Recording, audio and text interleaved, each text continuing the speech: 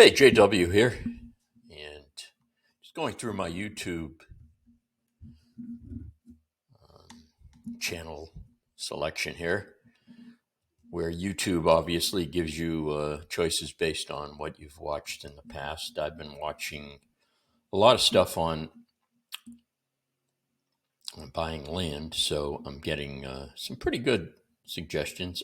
This is several of these are channels I already follow. I like these folks from United Country Lifestyle Properties of Maine. The McPhail brothers and a couple other people up there do a really nice job of presenting some properties. I think they're a little overpriced, but naturally, when people go through a realtor to sell their house or sell land, same thing, you're going to pay a little higher price than if you get, in fact, when it comes to land, you're going to pay a lot higher price than if you deal with the owner directly. But that's fine. These guys do a real nice job, and it gives me a good perspective of what is happening up in Maine. And I really like it. I like the channel. I like the way they present their videos, and they seem like honest, hardworking people of integrity, as you would expect from people up in Maine, based on my experiences. I haven't been to Maine in a long time, but I used to go there frequently when I was younger. And when I first got married, we went there in fact, before we got married, when I started dating my wife, we went there every summer, several times, and rented cottages up there, cabins, and just did the coast of Maine one year with a friend of mine from the Globe, Kevin Corrigan, and his wife. And yeah, we had always had good times in Maine, and always liked the people up there. Super nice people. They can be a bit standoffish, as some New Englanders can be. That was okay with me. Once they kind of got a feel for you, they'd do anything for you, give you the shirt off their back. So I like Maine people. But anyway, this guy is. I think is this Phil McPhail, or maybe that's his brother. He's one of the McPhail brothers. I know that just from the picture there.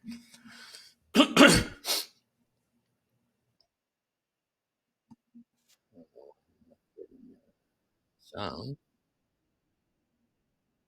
Huh, that's all.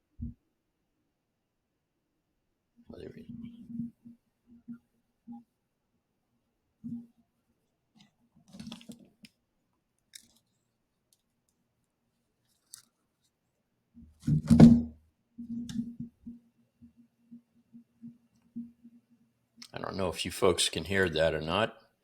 I think I'll turn my speakers up a bit.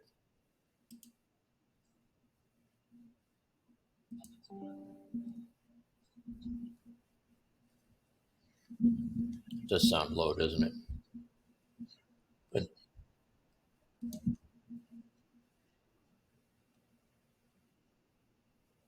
lakefront lands for 39.9. That's, I can't imagine getting anything on a nice lake for 39.99. But Maine has a ton of lakes.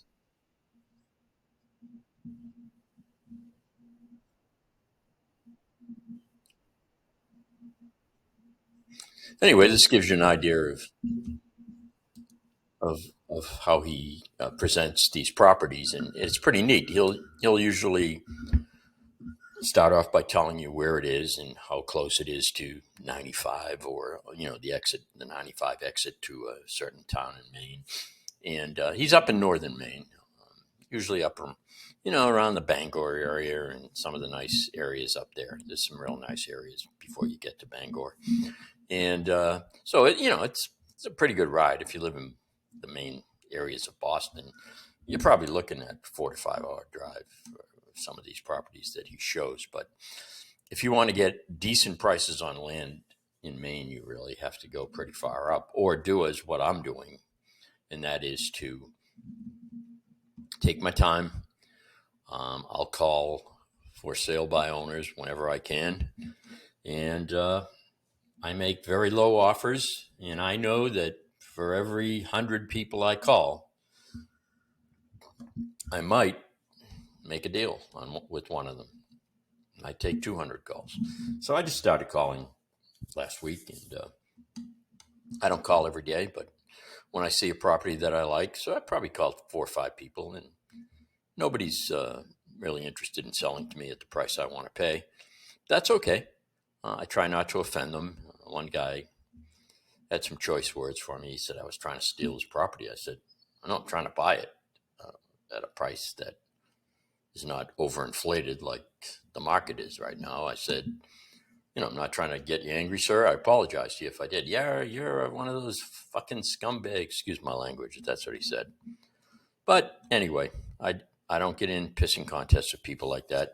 And also, if you've ever worked a sales job on the phone, I've done sales jobs on the phone as well as outside sales, and you have to learn quickly to determine if the person you have on the call is someone who you can convert to a sale, and if not, you get off the phone as quickly as possible. I can usually tell in the first 45 seconds or so whether the person is interested in selling.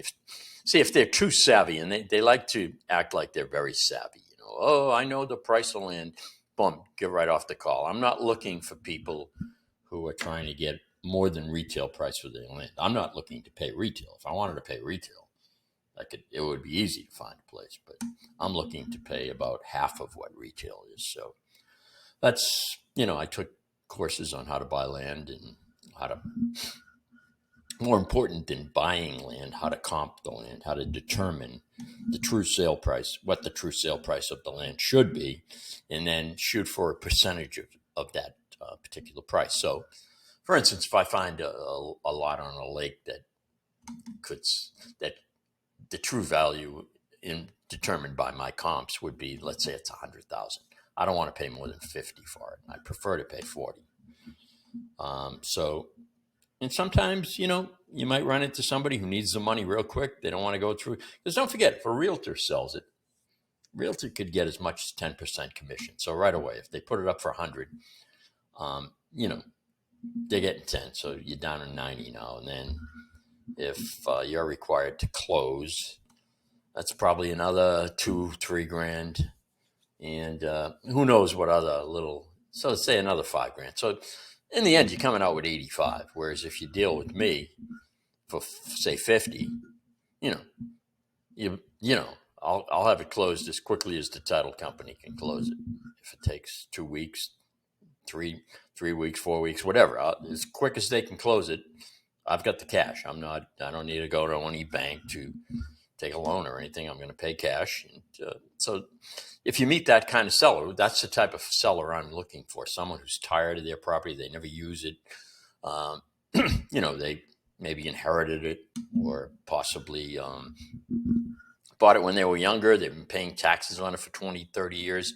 And they're just tired of it because they don't use it. It's real nice property, but, for whatever reason, what they wanted to do when they were young, their plans changed as they got older for whatever reason. So, yeah, again, I'm looking for those type of properties. So let's listen to what Mr. McPhail has to say.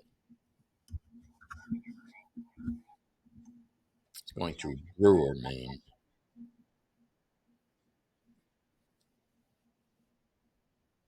See, as you can see, these properties are pretty rural,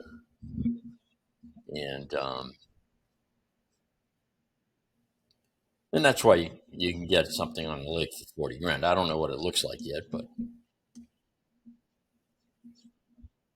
don't forget, it's just a lot. It's not a camp. You're just getting a lot for 40 grand, which is still a darn good price if it's a nice lake and nice lot.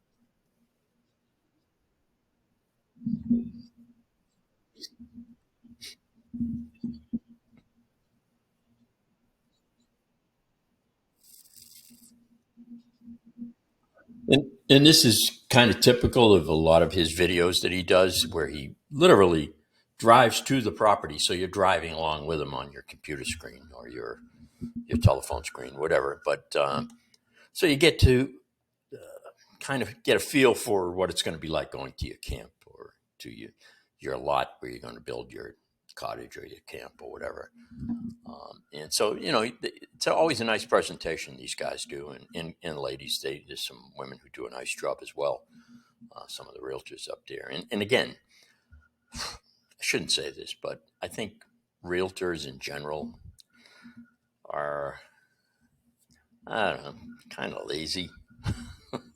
I've sold properties, and I used to do some flips in properties, houses, and I always wanted to find a really good realtor who could give me leads, and well as the most important thing is I wanted to sell those flips that I bought. And it's nice to have a really good realtor who can do it for you and do it in a timely manner. But I found most of them are lazy. They see if you call a realtor and they don't answer your phone call or don't return your phone call, you don't want to hire them. If they don't return your call, they're not going to return the seller's call or the person who's trying to buy your property's call. So, so I just move along. But so it's hard to find a real good realtor, and I've noticed these folks up in Maine are, again, the work ethic up there is so much better than as you get closer to the city. It's just it's a different it's a different existence up there. Okay, these are people who they, especially if you're buying land, these are people who know land. They live on the land. They hunt. They fish. They drive those recreational vehicles. They do snowmobiling. They do ice fishing. They they live the life that you're probably looking to live, because most people who buy a camp this deep in the woods are looking for something maybe a little off grid, but close enough to civilization, which most of the lots they present. In fact, all the lots they present are reasonably close to civilization. You might have to drive 5 or 6 miles to get back to the highway, but once you do, you're within 20 minutes of a town where you can get supplies, and you know, sometimes even find a Walmart, or there's some towns and cities up there that are reasonably decent size, 7,000, 8,000 people, and they warrant having the usual strip malls and different types of stores. So yeah. So anyway, let's get back and listen to what he's got to say. I'm looking forward to seeing the lake.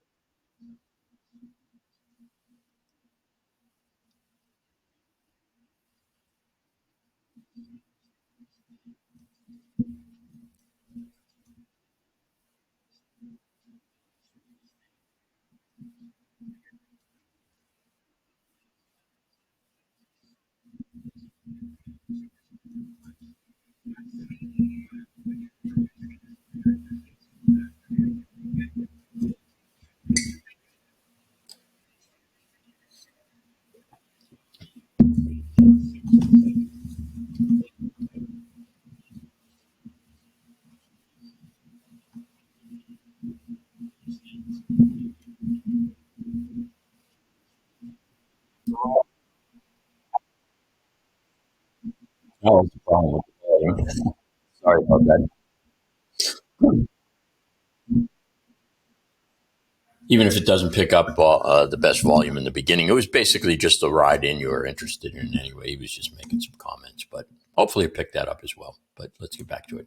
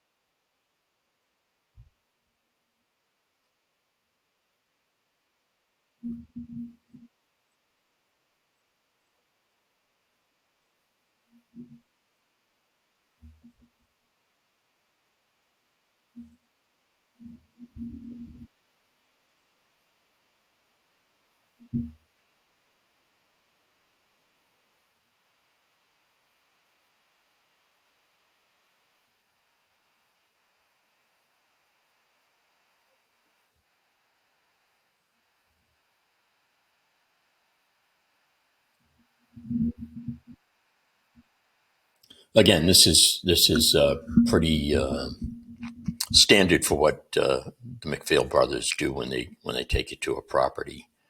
And I say, and this is not meant to be a sexist comment, but the women don't generally trudge in to the woods the way these guys do. But these guys are hunters. They're used to going into the woods and hunting different types of birds, or they go bear hunting, deer hunting, grouse hunting.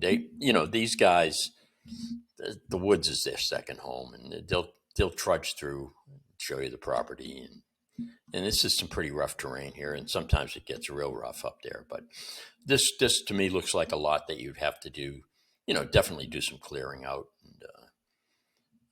And I haven't seen the whole lot yet, so I don't know where you'd want to position your camp if you would choose to build one, or like you said, you could pull an RV in there or something like that, or a mobile home or whatever. But let's get back and see what he's got to say.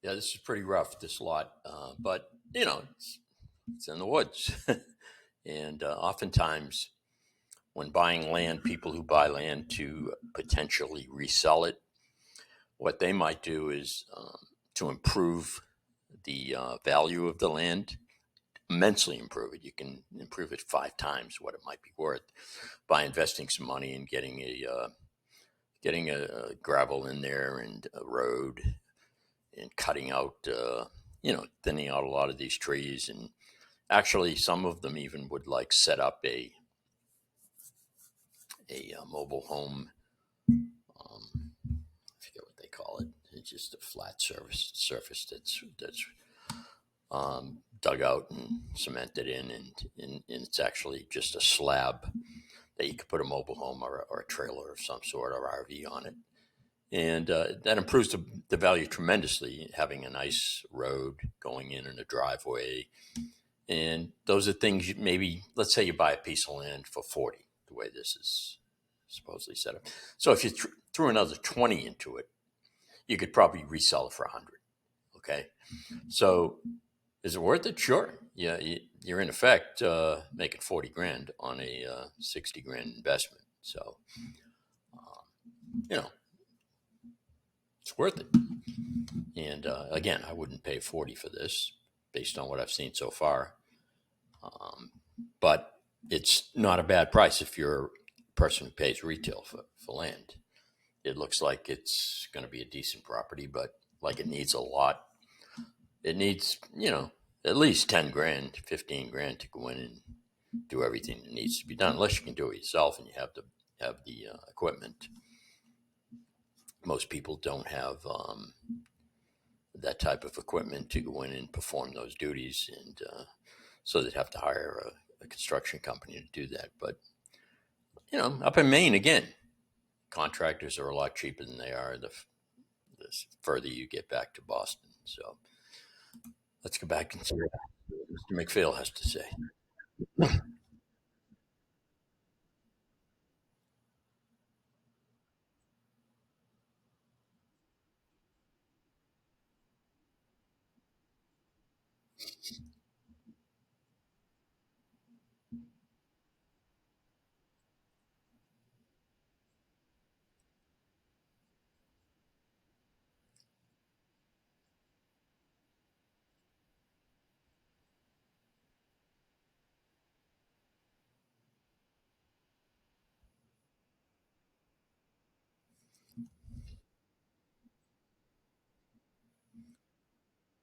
Right away, this has way too much slope for what I'm looking for, and too many wetlands for me. It's not uncommon when you go into certain areas of Maine to, it doesn't mean you can't build on it. I'm sure there's areas where you can build. Or he'll tell you if there isn't. They're pretty upfront about what you can do with it. Even if you couldn't build on it, doesn't mean the land becomes useless. It's land. Land is land. Somebody wants it, and somebody might want to use it to go hunting. Maybe they go duck hunting. And the wetlands are perfect for that. So anyway, we'll get back and see what Mr. McPhail has to say.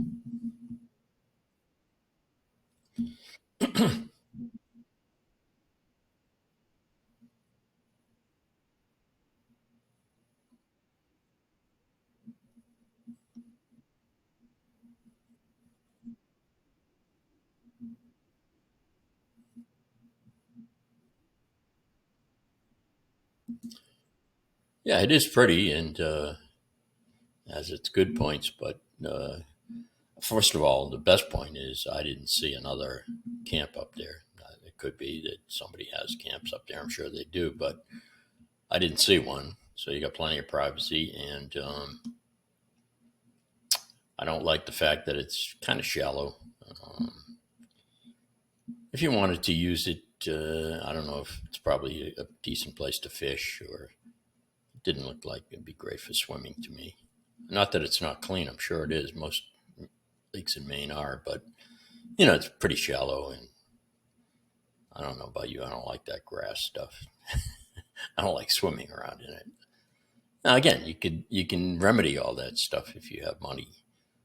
So you're paying 40 grand, 39.9, and then you got to throw some dough into it if you want to use it for anything. But no, there may be a guy, someone who buys the land who wants it. Like I said, he's a bird hunter, or some people just want land because they want to own land, and there's nothing wrong with that. They're not making any more of it. Someone said, right?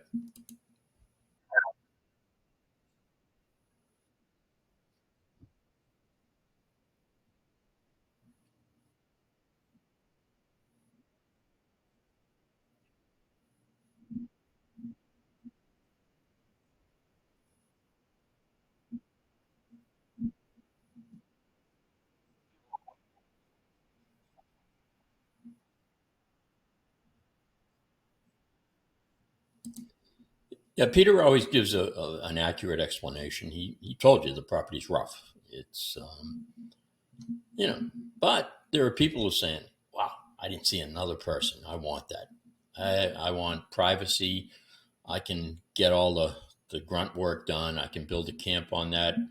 I can put my boat in the water. I can fish. I can hunt. Perfect. It's a little under 5 acres, and it'd be perfect for someone like that." So anyway, that's one of the guys I follow. And if you're looking to buy land in Maine and you're looking to do it the traditional way as opposed to the way I'm planning on doing it, Peter McPhail or his brother Phil would be good people to call. Like I say, they know the terrain and they're honest. You could tell just by the way he told you the truth about the property. Not that it's a bad property, but he didn't make it sound like, oh, you can just kind of walk in and it's no problem. He told you it's rough. It slopes pretty seriously at some points and then flattens out a little bit. But again, that's what you get for 40 grand in today's world. Okay. Hope you enjoyed. It's JW. I'll talk to you soon.